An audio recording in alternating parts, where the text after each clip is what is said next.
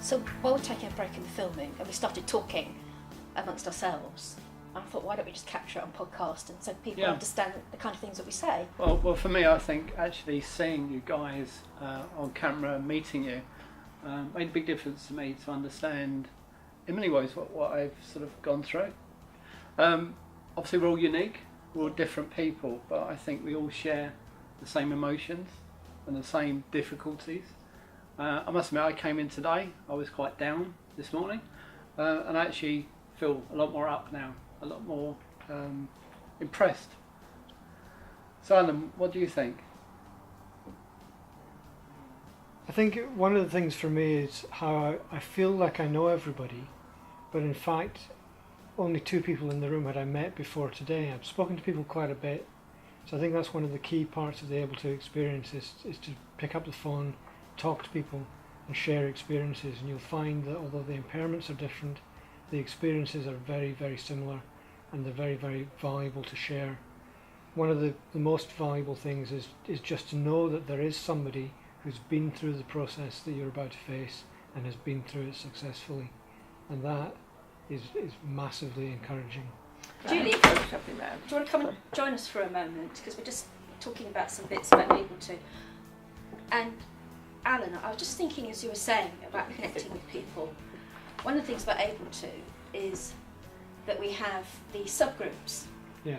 So, for example, you've got movers and shakers, which is the focus is on Parkinson's. And Julie, you did the brilliant knowledge call about migraine, and you talked to people about migraine and chronic pain. Mm-hmm. And Mike, I don't think you're a member of a subgroup just yet, but it's just a matter of time. And Christina has been one of the leading lights in the ME support group.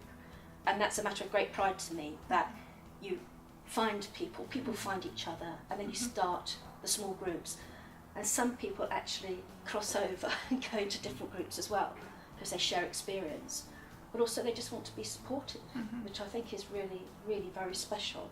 Yeah, and I think the support as well comes through from the forums that we use, where people can share information, talk to each other, and again, as you say, cross over, sharing experiences, and that's become, I think, one of the most well-used tools in ABLE2's network, really. You know.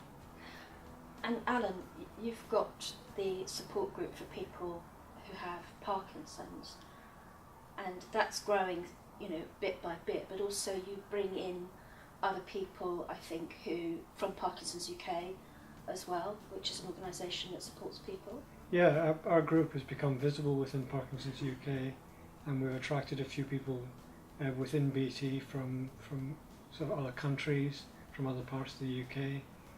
It's a virtual group. Although we have a concentration of people at Industrial Park, we have a kind of virtual concentration as well of people from far away. So it's worked very well. We're a group of 90,000 people, and we represent a huge cross-section of people, and therefore a huge cross-section of health conditions.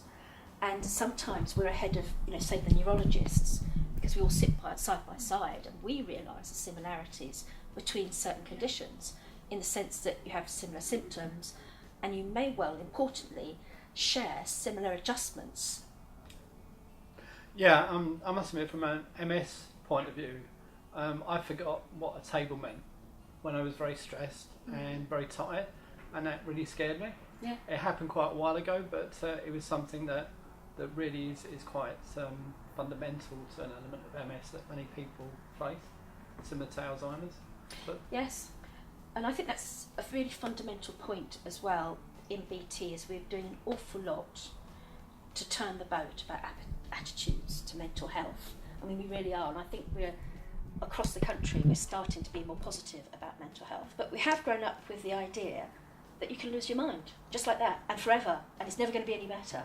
So when you feel your capabilities drop a bit because of your disability, you have fear.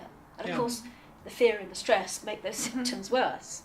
And I think it's quite important we acknowledge, we share, and we acknowledge that we are affected, but that we do go up and down, and that we do improve. And I think if we can cut through the isolation and therefore some of the stress about being alone, I think we're all, to borrow Will's phrase, net good.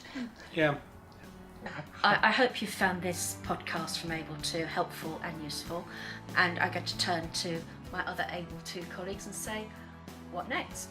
Join us. Share with us. And empower BT.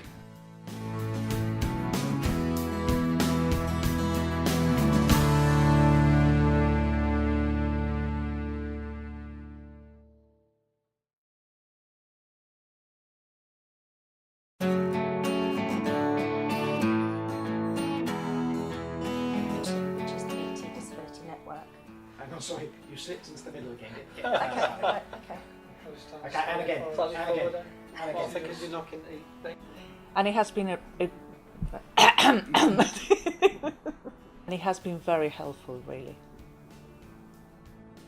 That's interesting. It would be if I used it. Yeah, and again, and empower. And empower BT. Sorry, I was interrupting. Last time. Think about Gavin with a little twinkle in his eye because he's got the top job and empower BT. And empower BT.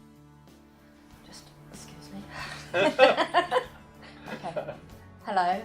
Go. Simon, what do you think? I do. So, sorry, Martha, what were you saying then? You, he don't want it, does he? And the last one is. I can't remember. Empower BT.